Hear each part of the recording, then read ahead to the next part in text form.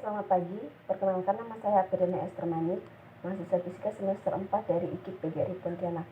Di sini saya akan menjelaskan tentang perbedaan kurikulum 2013 dan KBK, serta saya akan menjelaskan kekurangan dan kelebihan dari masing-masing setiap kurikulum. Yang pertama, saya akan menjelaskan tentang apa itu kurikulum 2013. Kurikulum 2013 atau K13 adalah kurikulum yang berlaku dalam sistem pendidikan Indonesia. Kurikulum ini merupakan kurikulum tetap yang ditetapkan oleh pemerintah untuk mengganti kurikulum 2006 atau KTSP yang disebut dengan tingkat satuan pendidikan yang telah berlaku selama kurang lebih 6 tahun. Apa saja sih yang dinilai dari kurikulum 2013 ini? Adapun kurikulum 2013 memiliki 3 aspek penilaian, yaitu aspek pengetahuan, aspek keterampilan, dan aspek sikap serta perilaku. Di dalam kurikulum 2013 ini, di dalam materi pembelajaran terdapat materi yang diterampingkan dan materi yang ditambahkan. Adapun kekurangan dan kelebihan dari kurikulum 2013 ini adalah, menurut saya kurikulum 2013 mempunyai kelebihan yang sebenarnya yang saya rasa itu banyak sekali. Salah satunya adalah kita bisa merubah sistem pengajaran yang tadinya kita hanya mendengarkan guru dalam berbicara ataupun kita hanya mendengarkan guru menjelaskan materi yang telah kita pelajari. Sedangkan di kurikulum 2013 ini, siswa dituntut untuk lebih aktif dan kreatif dalam hal proses kegiatan belajar mengajar. Dan di sini juga siswa didorong untuk berpikir kritis dan mandiri karena selalu mencari sumber sendiri. Dan akhirnya kurikulum 2013 ini membuat siswa bisa berpikir kritis. Dan menurut saya kekurangan dari kurikulum 2013 ini adalah kekurangannya kegiatan akademik, sehingga untuk non-akademik seperti ekstrakurikuler kurang diutamakan. Dan ini kurikulum 2013 ini menurut saya lebih mengutamakan kegiatan akademik. Selanjutnya saya akan menjelaskan tentang KBK. Selanjutnya adalah KBK atau kurikulum yang berbasis kompetensi atau kurikulum 2004. Adalah kurikulum dalam dunia pendidikan Indonesia yang mulai diterapkan pada tahun 2004. Walau sudah ada di sekolah yang mulai menggunakan kurikulum ini sejak sebelum diterapkannya.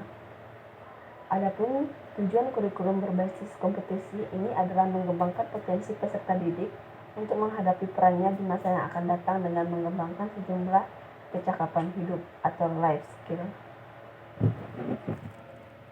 Adapun keunggulan dari KBK ini sendiri adalah dapat menjadi sumber keunggulan bersaing yang berkesinambungan hanya ketika kompetensi tersebut bernilai.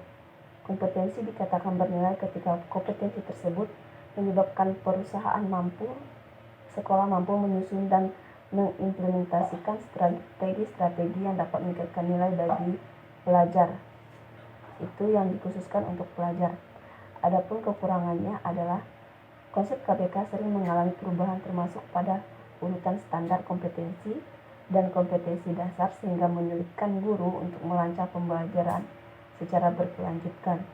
Dan paradigma guru dalam pembelajaran KBK masih seperti kurikulum sebelumnya yang lebih pada teacher oriented.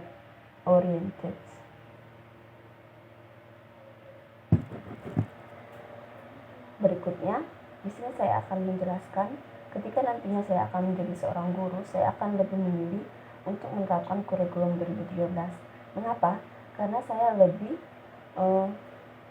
memahami ataupun lebih senang jika saya dan siswa saya memakai kurikulum 2013, di mana di sini saya akan menjadi media mereka dan saya akan menuntut siswa saya untuk aktif dalam kegiatan belajar. Dan kurikulum 2013 ini juga bisa mendorong siswa supaya lebih aktif, mandiri, dan berpikir kritis dalam menjalankan suatu proses kegiatan belajar dan mengajar. Dan saya sebagai guru, sebagai penilai apakah proses kegiatan belajar mereka sudah sesuai dengan yang telah diterapkan atau belum. Dan di sini saya sebagai penengah sehingga siswa saya nantinya bisa lebih memahami materi yang telah kami pelajari. Selanjutnya, sejarah kurikulum pendidikan di Indonesia kerap berubah setiap ada pergantian Menteri Pendidikan, sehingga mutu pendidikan Indonesia hingga kini belum memenuhi standar mutu yang jelas dan mantap.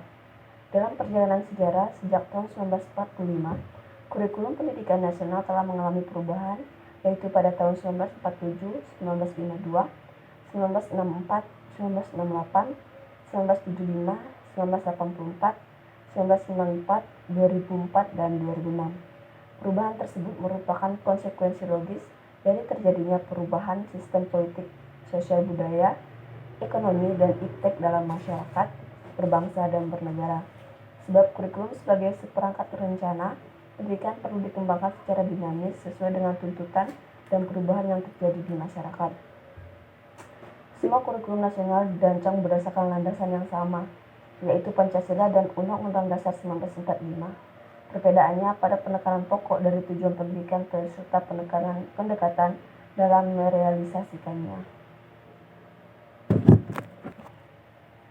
Adapun penyebab utama dari banyaknya perubahan kurikulum yang terjadi di Indonesia adalah karena faktor dari perkembangan zaman yang terjadi, terutama faktor perkembangan ilmu pengetahuan dan teknologi, serta pergantian menteri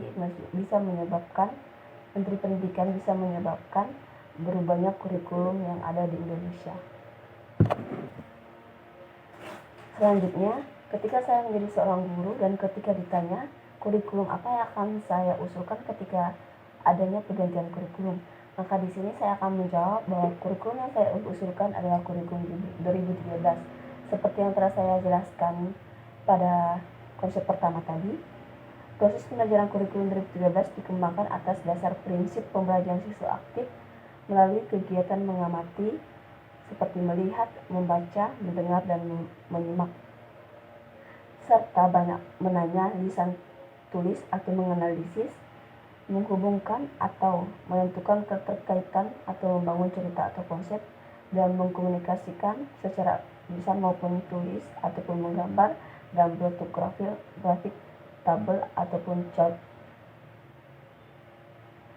Dan menurut saya, kurikulum 2013 ini merupakan pembelajaran yang ideal, di mana yang merupakan mampu mendorong kreativitas anak secara keseluruhan, membuat siswa aktif mencapai tujuan pembelajaran secara efektif dan berlangsung dalam kondisi menyenangkan, memberikan tugas atau evaluasi yang tidak memberatkan siswa tetapi tetap sesuai dengan tujuan pembelajaran.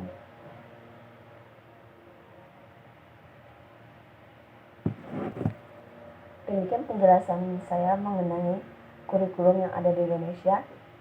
Terima kasih dan selamat pagi.